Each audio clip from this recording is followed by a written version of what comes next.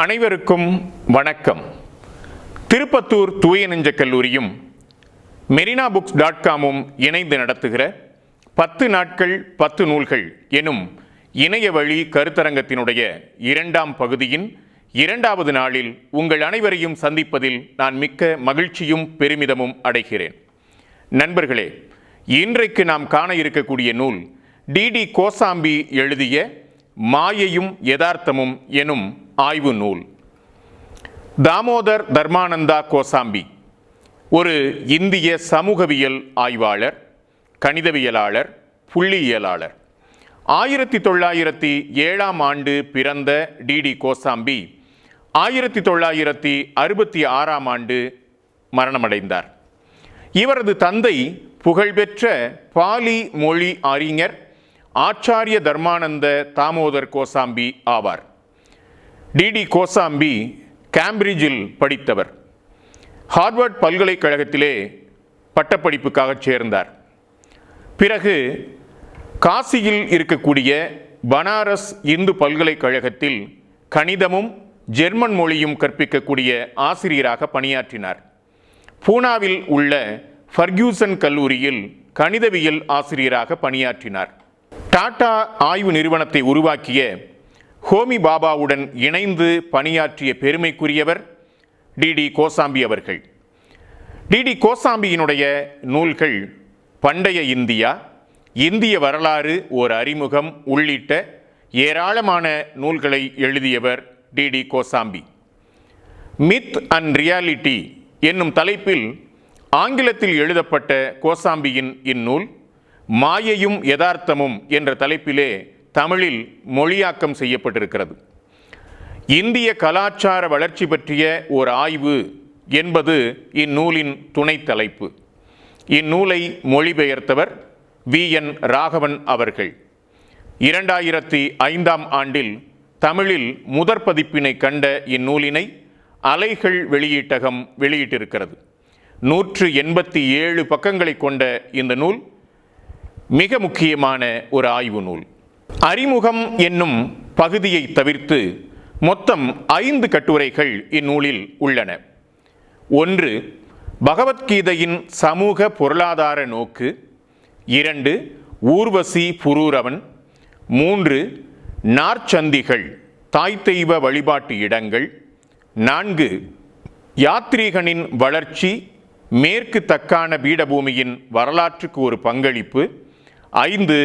கோவாவின் பழைய கிராமமும் சமுதாயமும் படையெடுப்புகளும். இந்த 5 கட்டுரைகளும் இந்த நூலிலே இருக்கின்றன. இந்நூலின் பதிப்பு குறிப்பு நமக்கு சில செய்திகளை தருகிறது. உலகம் மாற்றத்திற்கு உட்பட்டது. இயற்கையும் மாறிக்கொண்டுதான் இருக்கிறது. மனிதனை தவிர மற்ற உயிர்கள், விலங்கினங்கள், தாவரங்கள் இயற்கையின் மாற்றத்திற்கு ஏற்றாற்போல் தம்மை முழுமையாக மாற்றிக்கொள்ள இயலாமல் அழிந்து விடுகின்றன.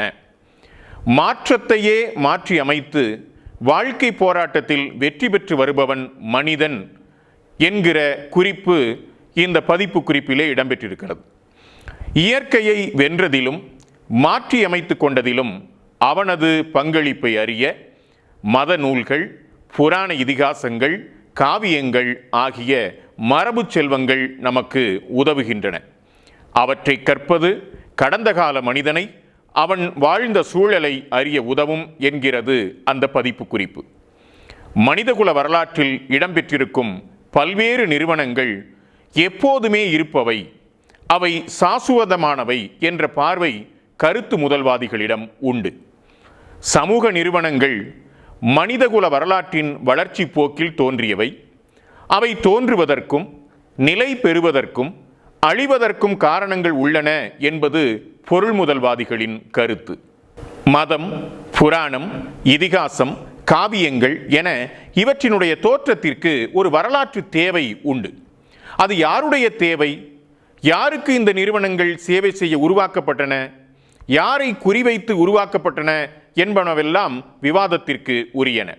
ஆனாலும் புராணங்கள், இதிகாசங்கள், காவியங்கள் இவற்றிலிருந்து நாம் கற்க ஏராளம் உண்டு என்பதைத்தான் இந்த பதிப்புரை நமக்கு எடுத்து காட்டுகிறது. நண்பர்களே, இப்போது நூலுக்குள் நூலினுடைய முதற் பகுதி அறிமுகம் என்று அமைகிறது.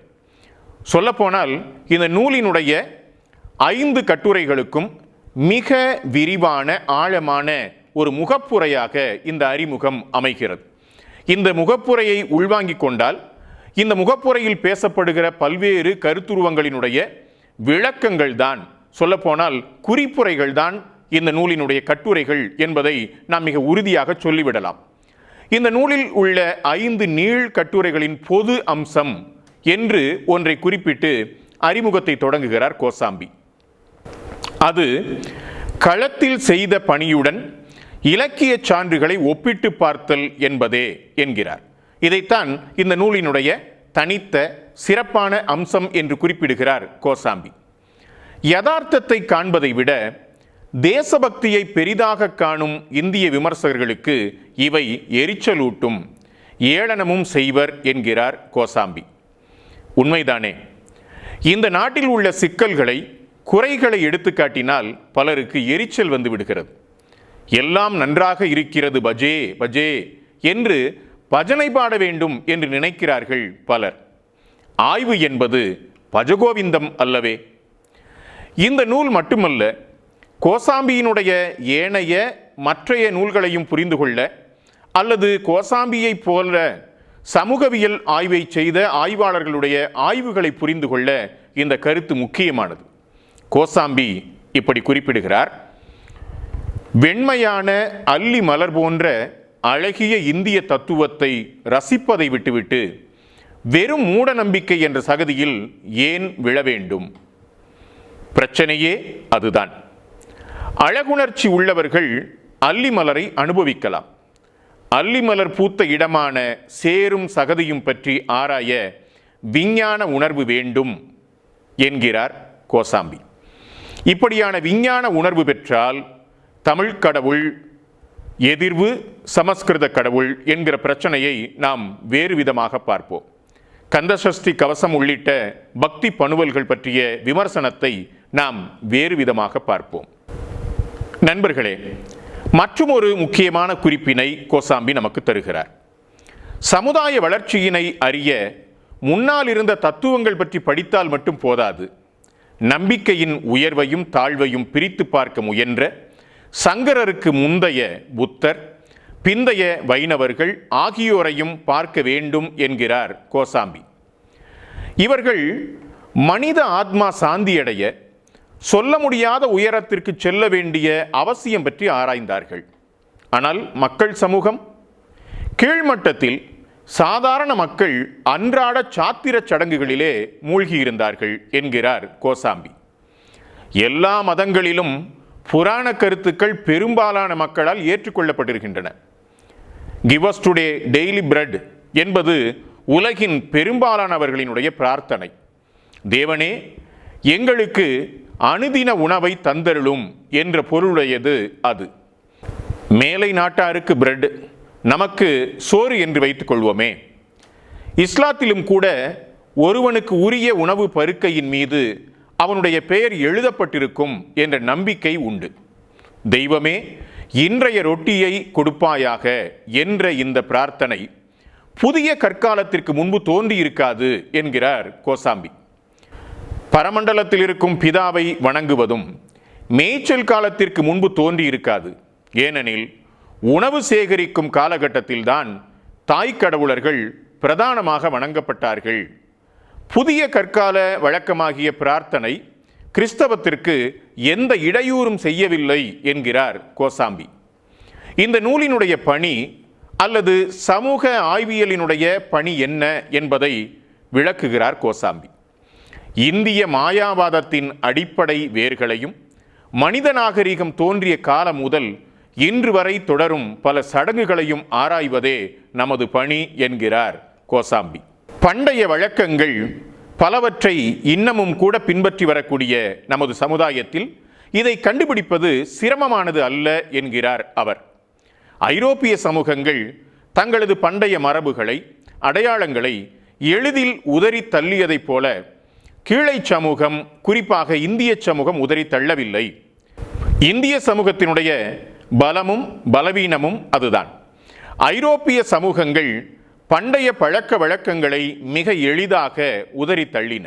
ஆனால் இந்தியா போன்ற கீழைத்தேய நாடுகளில் இந்த பண்டைய வழக்கங்கள் எளிதில் அகலவில்லை என்பதை அவர் குறிப்பிடுகிறார்.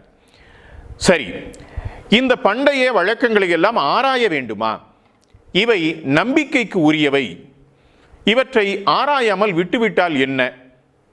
நம்புகிறவர்கள் நம்புகிறார்கள், நம்பாதவர்கள் போங்கள் சார், ஏன் இதை ஆராய்கிறீர்கள்? இந்த கேள்வி நமக்கும் வருகிறது அல்லவா?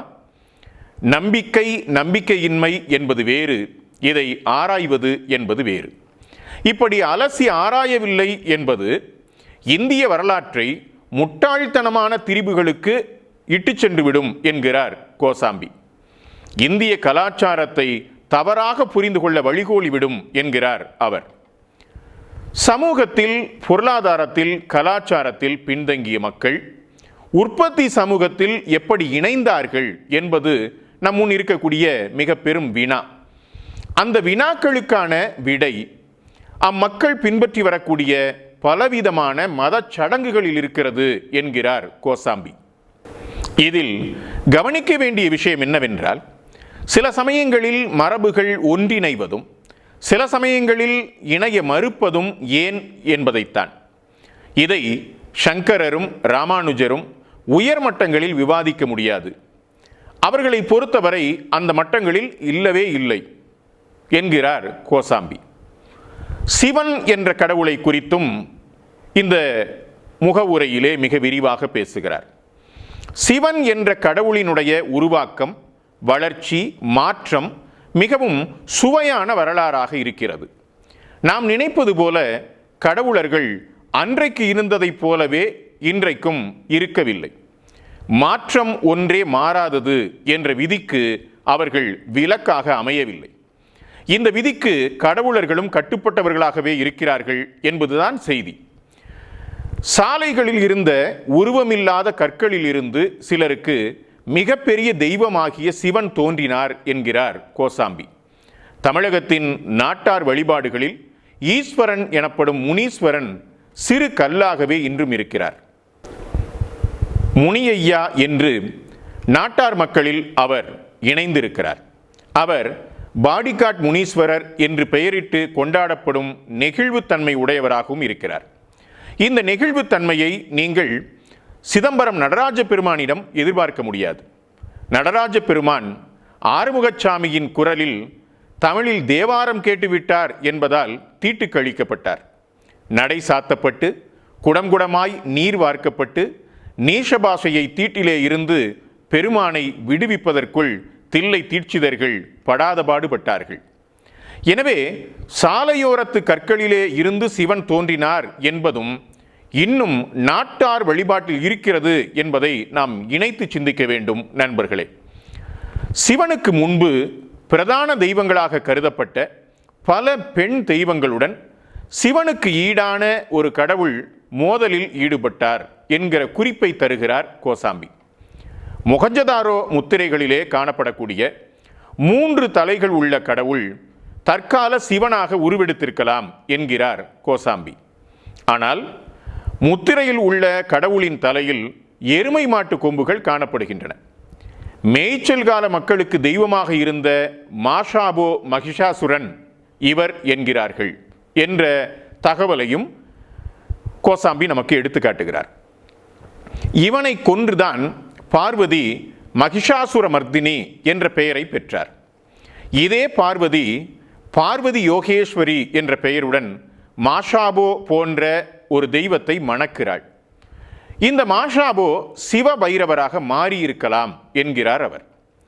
காலிகாட் சித்திரங்களில் பார்வதி காளியாக சிவனுடைய அல்லது அவருடைய சடலத்தின் மீது நிற்பதாக காட்டப்படுகிறது என்கிற அந்த ஓவிய குறிப்பையும் அவர் எடுத்து காட்டுகிறார்.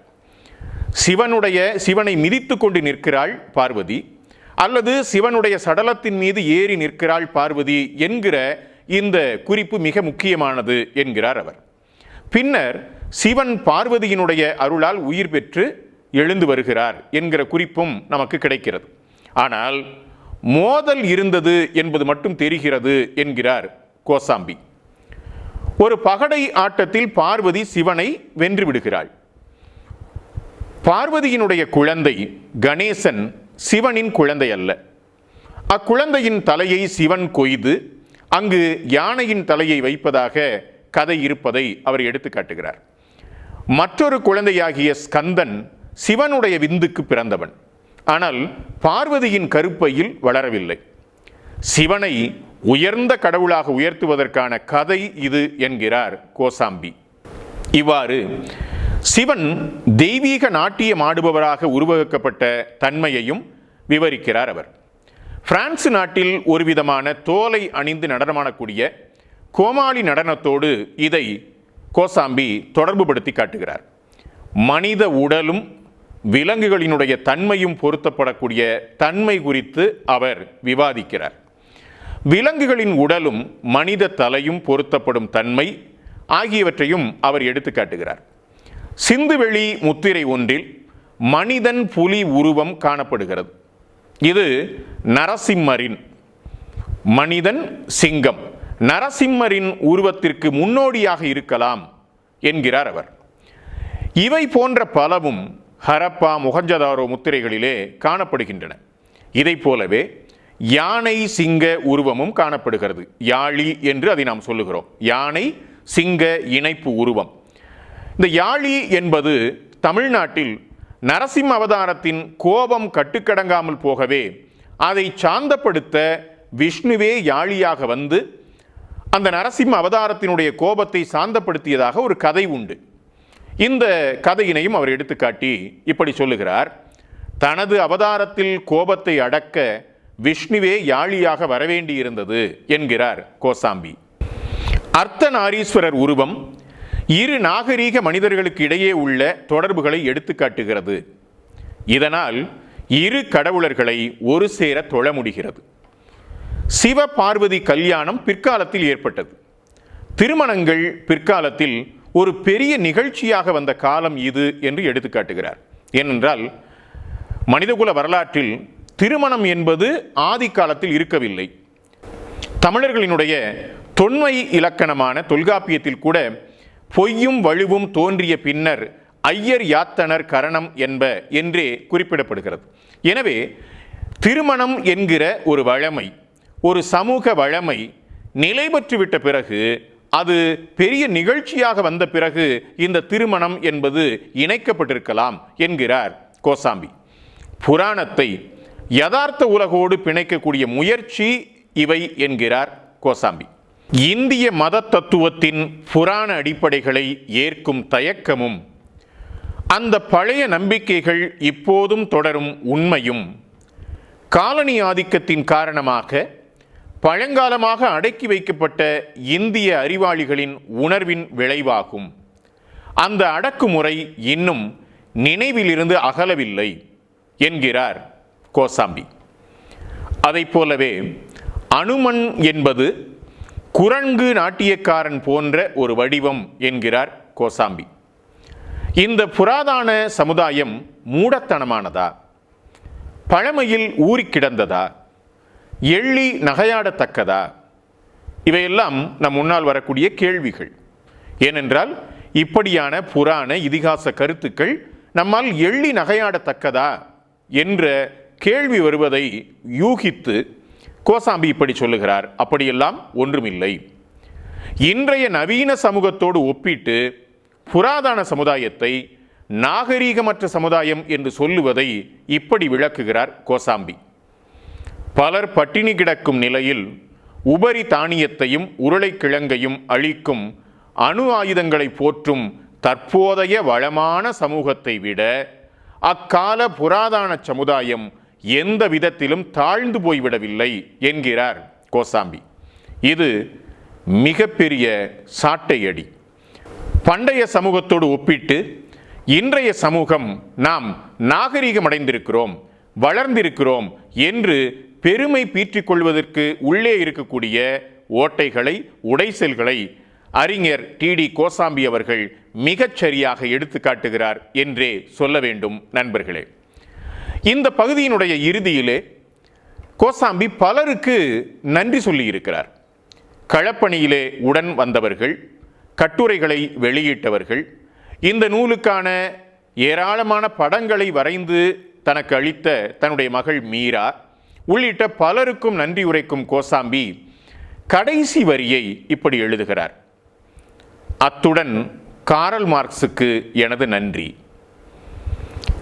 நண்பர்களே, ஆய்வு பணிகளில் வாழ்க்கை துணைவருக்கு நன்றி சொல்லுவது நம்முடைய சமூகத்தில் எப்படி இருக்கிறது? கூச்சத்தோடு சொல்லுவது உண்டு இல்லையா? பெரும்பாலும் ஒரு ஆய்வாளர் தன்னுடைய வாழ்க்கை இணையருக்கு நன்றி சொல்லுவதை தவிர்த்து விடுவார். தவிர்க்க முடியாத பட்சத்தில் கூச்சத்தோடு நன்றி சொல்லுவது உண்டு. அவசரமாக சொல்லி நகருவோம். அப்படித்தான் இவரும் தனக்கு மனதிற்கு மிகவும் நெருக்கமான காரல் மார்க்சுக்கு சொல்லுகிறார். ஒற்றை வரியில் காரல் மார்க்சுக்கு நன்றி என்று சொல்லுவதை நான் மிகவும் ரசித்தேன். நண்பர்களே, பகவத்கீதையின் சமூக பொருளாதார நோக்கு என்னும் தலைப்பிலான கட்டுரை இந்நூலின் மிக முக்கியமான கட்டுரை. விஷ்ணுவின் 9வது அவதாரமான யதுகுல தேரோட்டி கிருஷ்ணனுக்கும் பாண்டவ வீரனான அர்ஜுனனுக்கும் இடையே நடைபெற்ற உரையாடல் பற்றி சஞ்சயன் கூறிய விவரம் அதுதான் பகவத்கீதையாக அமைகிறது. 18 அத்தியாயங்களை கொண்டது பகவத்கீதை. நமக்கு இந்த இடத்திலே ஒரு ஐயம் வருகிறது. பகவத்கீதை என்பது மகாபாரதத்தில் இரத்த சம்பந்தமான உறவுகளோடு போரிட தயங்கக்கூடிய அர்ஜுனனுக்கு கிருஷ்ணர் சொல்லும் உபதேசம்தானே? ஏனில் இதை எழுதியவர் வியாசர் தானே? அல்லது பகவத்கீதையை அருளியது பகவான் கிருஷ்ணன் என்றால் பகவத்கீதையை அப்படியே வியாசர் எடுத்து தனது மகாபாரதத்தில் பொருத்தி கொண்டாரா? இப்படியான ஒரு ஐயம் நமக்கு வருகிறது. இது பாமரத்தனமான ஐயம் அல்லவா?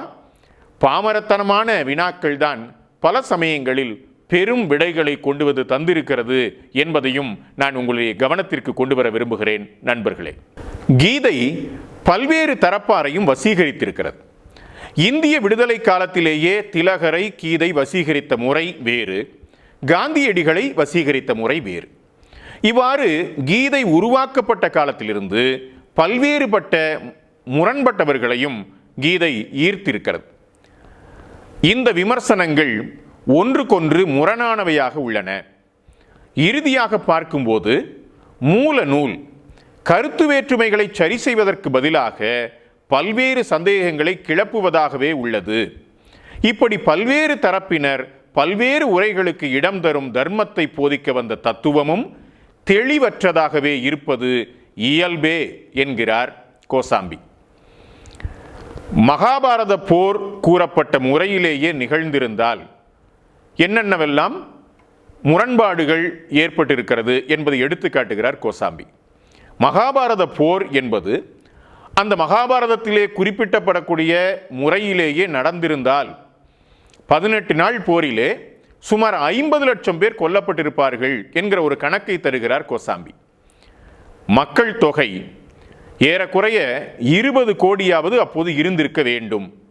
அப்போதுதான் அதிலே போரிலே 50 லட்சம் பேர் கொல்லப்பட்டிருக்கிறார்கள் என்பதாக கணக்கிலே கொள்ளலாம். நண்பர்களே, பிரிட்டிஷார் காலம் வரையிலும் கூட இந்திய மக்கள் தொகை 20 கோடியை எட்டவில்லை. 20ஆம் நூற்றாண்டினுடைய தொடக்கத்தில் மகாகவி பாரதி 30 கோடி முகமுடையாள் என்று இந்திய தாயை வருணிக்கிறார். இந்தியாவினுடைய மக்கள் தொகை 30 கோடி என்கிறாள். 30 கோடியும் வாழ்வோம், வீழில் 30 கோடியும் வீழ்வோம் என்கிறார் பாரதி. எனவே பாரதி வாழ்ந்த 20ஆம் நூற்றாண்டினுடைய தொடக்கத்திலே கூட இந்தியாவினுடைய ஒட்டுமொத்த மக்கள் தொகை 30 கோடி தான் என்கிற போது மகாபாரத காலத்திலே ஏறத்தாழ 20 கோடி மக்கள் வாழ்ந்தார்கள் என்பதை நாம் உண்மை என்று ஏற்றுக்கொள்வதா அல்லது ஒரு நல்ல கற்பனை என்று ஏற்றுக்கொள்வதா என்ற சிந்தனையையும் கோசாம்பி இங்கே வெளிப்படுத்தாமல் நம்மில் எழுப்புகிறார் என்று சொல்ல வேண்டும்.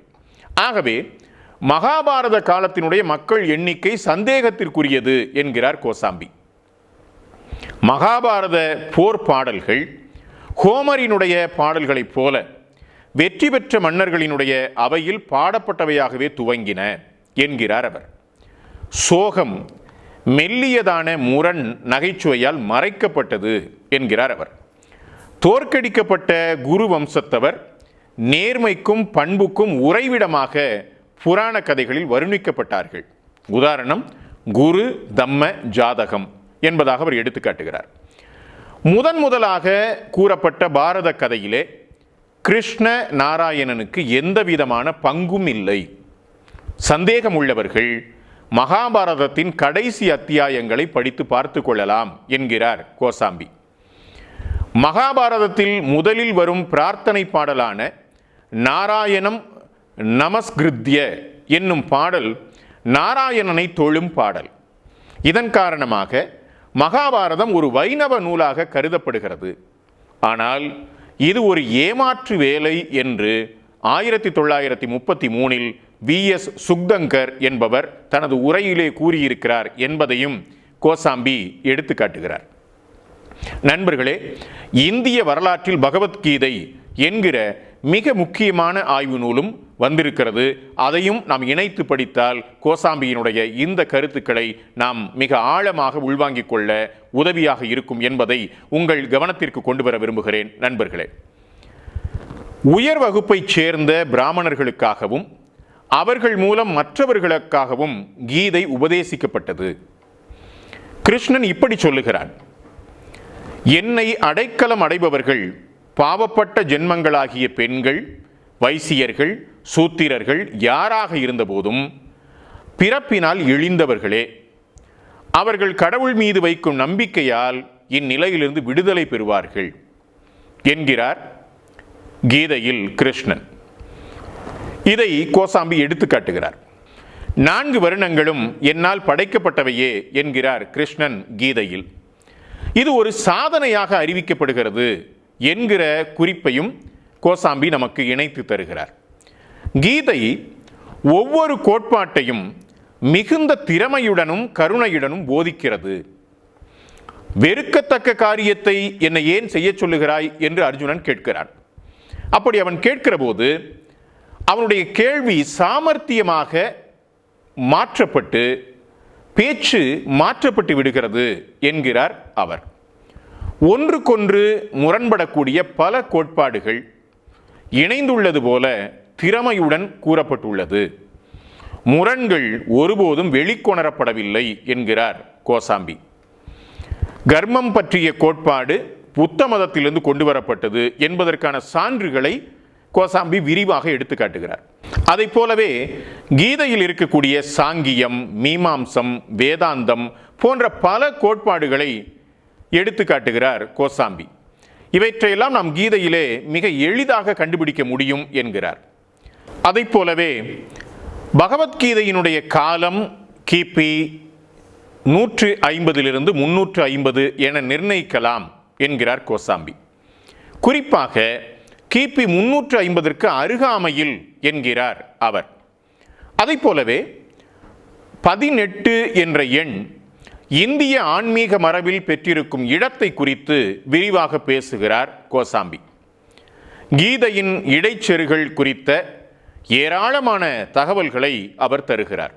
குறிப்பாக இரு படைகளும் மோதுவதற்கு தயாராகிவிட்ட நிலையில் தார்மீக தத்துவம் பற்றி சுமார் 3 மணி நேரம் உபதேசம் சாத்தியமா என்கிற கேள்வியையும் கோசாம்பி எழுப்புகிறார்.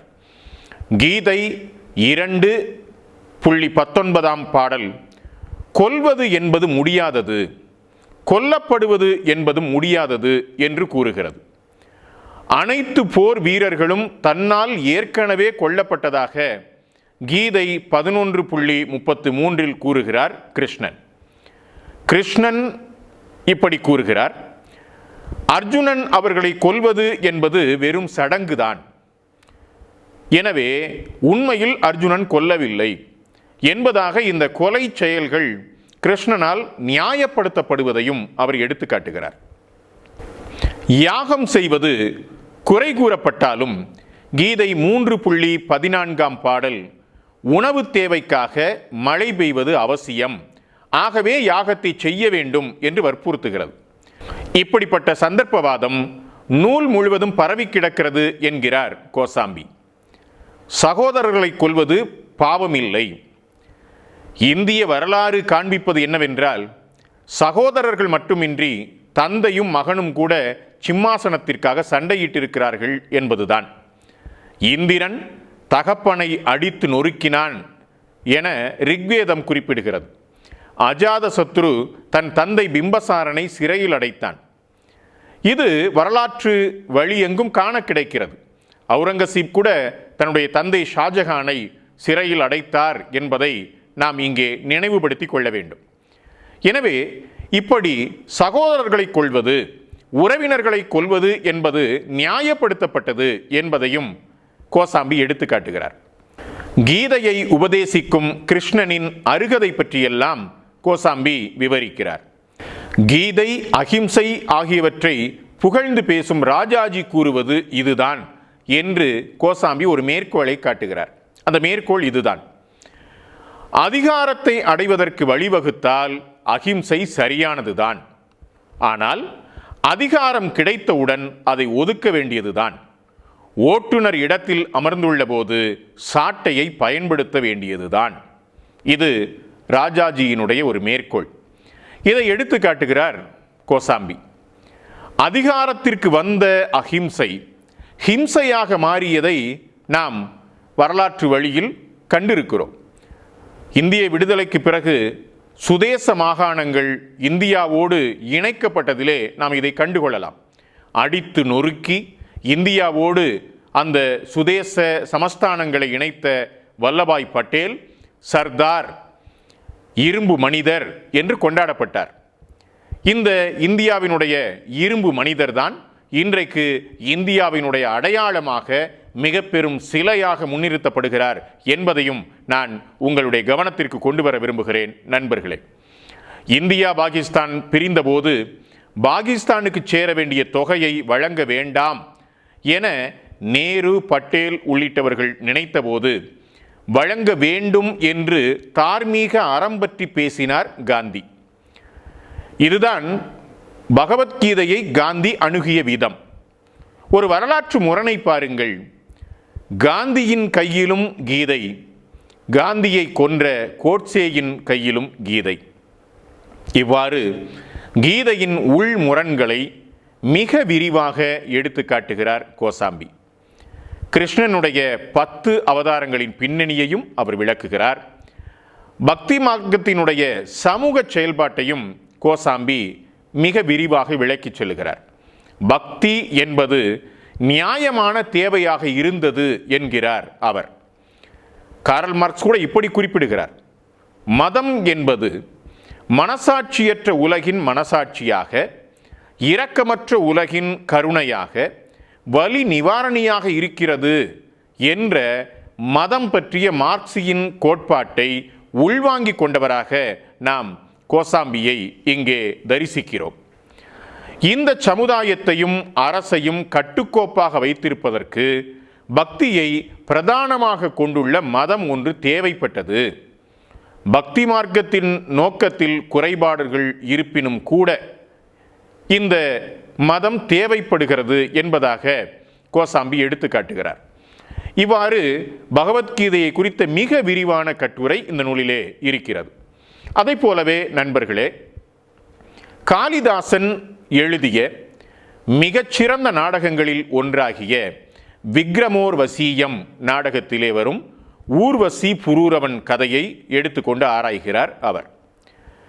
பூமியை ஆளும் அரசனான புரூரவஸ் என்பவனுக்கும் அப்சர மங்கையான ஊர்வசிக்கும் இடையே நிகழ்ந்த காதல், பிரிவு, மீண்டும் இணைதல் குறித்தது இந்த நாடகம். கேசி என்ற அரக்கனால் ஊர்வசி கடத்தப்படுகிற போது புரூரவஸ் மீட்கிறான். இருவருக்கும் காதல் மலருகிறது. இந்த தருணத்தில் இந்திரனுக்கு முன்னால் ஒரு நாடகம் நடத்த வேண்டும் என்று ஊர்வசி வானுலகத்திற்கு அழைக்கப்படுகிறார். தேவர் உலகத்திற்கு அழைக்கப்படுகிறாள். நாடகத்தினுடைய இயக்குனர் பரதர். யார் இந்த பரதர்? இவர் பரதநாட்டியம் பரதர். நாடகத்தில் லட்சுமியாக நடிக்கக்கூடிய ஊர்வசி புருஷோத்தமன் என்று கூறுவதற்கு பதிலாக புரூரவஸ் என்று கூறிவிடுகிறாள். இயக்குனர் பரதருக்கு கோபம் வந்து விடுகிறது. எனவே இயக்குனர் பரதர் ஊர்வசியை மனித உருவம் கொண்டவளாக மாறும்படி சாபமிடுகிறார். இது சாபமல்ல, வரமாகிறது. ஏனென்றால் ஊர்வசி தன்னுடைய காதலனாகிய புரூரவசை சந்திக்க பூமிக்கு வருவதற்கான ஒரு வரமாக இது மாறிவிடுகிறது. கவிக்கோ அப்துல் ரஹ்மான் கூட இப்படி ஒரு கவிதை எழுதியிருக்கிறார். வரங்களே சாபங்கள் ஆகும் என்றால் இங்கு தவங்கள் எதற்காக என்பது கவிக்கோ அப்துல் ரஹ்மானுடைய கவிதை. வரங்களே சாபங்களாக ஆகுமே என்றால் இங்கே தவங்கள் எதற்காக என்ற அவருடைய கவிதை இந்த கதையோடு பொருந்தி போகிறது என்பதை நாம் பார்க்கலாம். அதை போலவே நண்பர்களே, மேக்ஸ் முல்லரினுடைய மொழிபெயர்ப்பு குளறுபடிகளை எல்லாம் எடுத்து காட்டுகிறார் கோசாம்பி. இந்தியாவை ஆட்சி செய்த பிரிட்டிஷாரை விட ஜெர்மானியர்களே ஏன் வேத பதிப்புகள் அடையாளங்களில் அக்கறை செலுத்தினார்கள் என்பதையும் அவர் எடுத்து காட்டுகிறார். உண்மையில் பிரிட்டிஷ் ஆட்சி காலத்தில் இந்தியாவினுடைய இந்த பண்டைய இலக்கியங்களை, வேதங்களை பிரிட்டிஷார் தான் முதன்மையாக ஆய்வு செய்திருக்க வேண்டும், அதை வெளிப்படுத்தி இருக்க வேண்டும். ஆனால் அவர்களுக்கு மாற்றாக ஜெர்மானியர்கள், மேக்ஸ் முல்லரை போன்றவர்கள் ஏன் வந்து ஈடுபட்டார்கள் என்பதில் இருக்கக்கூடிய ஒரு வரலாற்று தொடர்பு, ஒரு இரத்த சம்பந்தமான பாசம், பிணைப்பு, பந்தம், இவற்றையெல்லாம் கோசாம்பி மிக நுட்பமாக எடுத்து காட்டுகிறார். நண்பர்களே, இந்த நூலினுடைய மற்றொரு கட்டுரை நாற்சந்திகள், தாய் தெய்வ வழிபாட்டு இடங்கள் என்னும் கட்டுரை. இந்த கட்டுரை மிகவும் ஆழமான வழிபாட்டு மரபுகளை பற்றி பேசுகிறது. சூத்திரகனின் மிக பிரபலமான நாடகம் மிருச்சகடிகம். இந்நாடகம் இரவு நடைபெறும் ஒரு சடங்குடன் தொடங்குகிறது. இந்த நாடகத்தினுடைய கதாநாயகன் சாருதத்தன். அவன் ஒரு ஏழை பிராமண வர்த்தகன். தனது மாலை பிரார்த்தனைகளை முடித்துவிட்டு தன் கோமாளி நண்பன் மைத்ரேயனை அழைக்கிறான். அவனிடம் இப்படி சொல்லுகிறான்: கிருதோ மயா கிருஹ தேவாப்யோபலி கச்சத்வம் அபிசதுஷ்பேத மாத்ருப்யோ பலிம உபகார என்கிறான் அவன். இந்த சமஸ்கிருத ஸ்லோகத்தை நான் ஒழுங்காக உச்சரித்திருக்கிறேனோ இல்லையோ தெரியவில்லை. சென்னை மயிலாப்பூரின் சமஸ்கிருத கல்லூரியின் ஓராண்டு சான்றிதழ் படிப்பு சில நிபந்தனைகளோடு எனக்கு நின்று போனது. பேராசிரியர் கார்த்திகேசு சிவத்தம்பி அவர்கள்தான் என்னை சமஸ்கிருதம் படிக்க அனுப்பியவர். மோனியர் வில்லியம்ஸின் சான்ஸ்கிரிட் டிக்ஷனரியை பயன்படுத்தும் வரைதான் நான் கற்றுக்கொண்டேன். நான் சமஸ்கிருதம் படித்த கதையை என்னுடைய தமிழ் மொழி அரசியல் என்னும் நூலினுடைய முன்னுரையிலே எழுதியிருக்கிறேன். எனவே இந்த சமஸ்கிருத ஸ்லோகத்தினுடைய பொருள் இதுதான்: வீட்டுக்கு தேவைகளுக்கு தேவையான பலியை நான் முடித்து விட்டேன், நீ போய் தாய்மார்களுக்கு இப்பலியை கொடுத்து விட்டு வா. இதுதான் அந்த வாசகத்தினுடைய பொருள். இந்த குறிப்பை கொண்டு நாற்சந்தியில் நிகழ்த்தப்படும் சடங்கை ஆராய்கிறார் கோசாம்பி.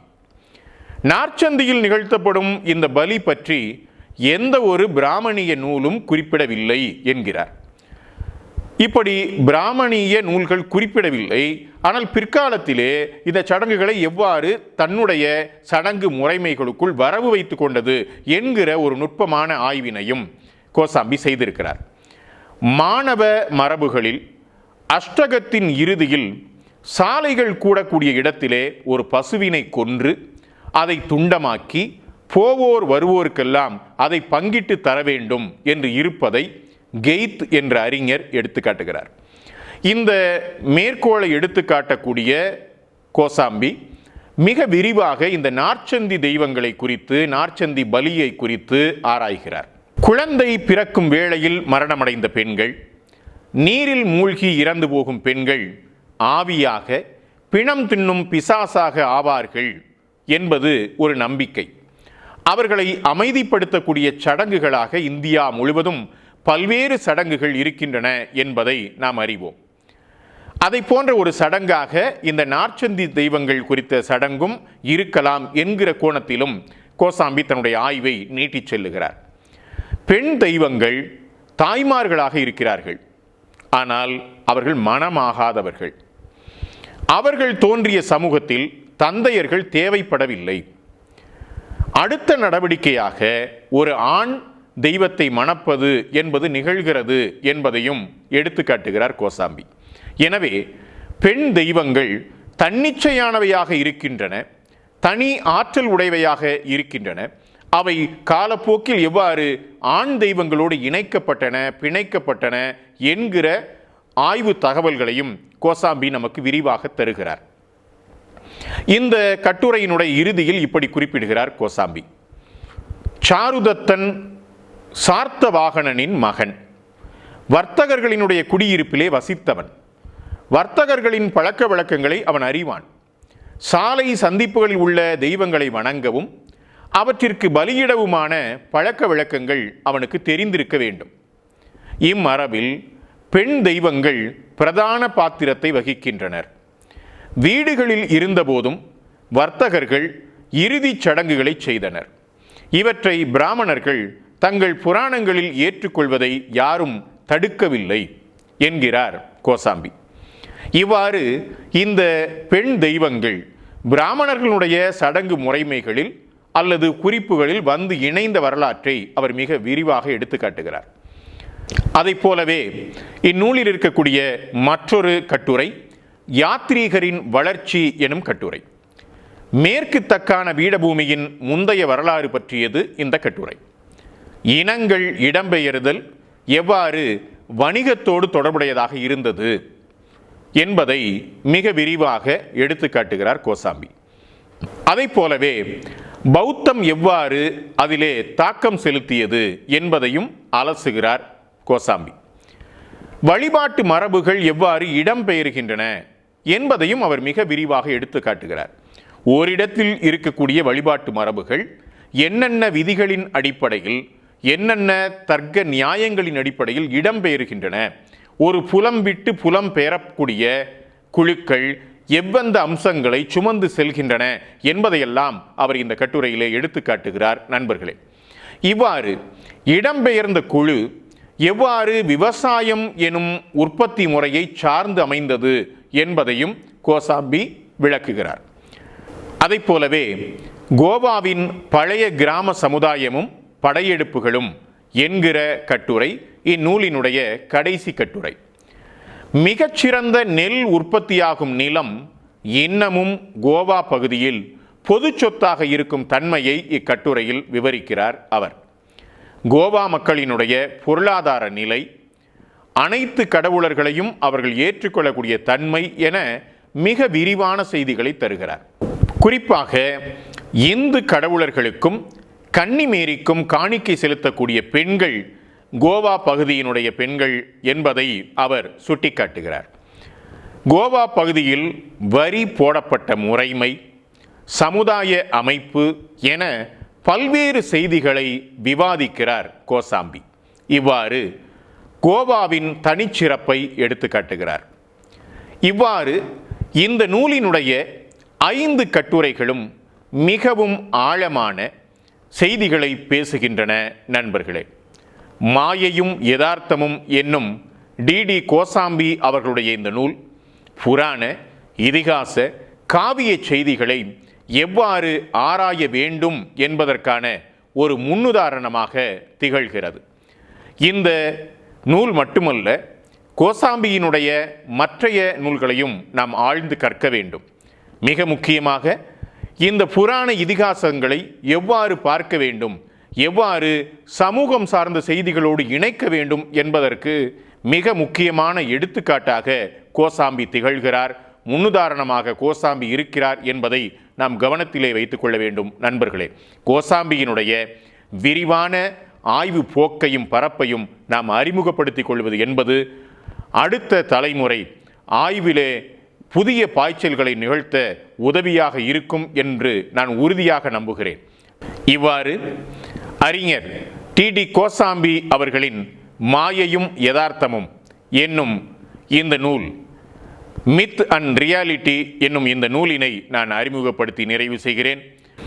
உலகம் முழுவதும் இருந்து இந்த நிகழ்வை கண்டுகளித்துக் கொண்டிருக்கக்கூடிய நண்பர்கள், ஆய்வாளர்கள், தமிழ் ஆர்வலர்கள் உங்கள் அனைவருக்கும் என்னுடைய மனமார்ந்த நன்றிகளை தெரிவித்து நிறைவு செய்கிறேன். நன்றி, வணக்கம்.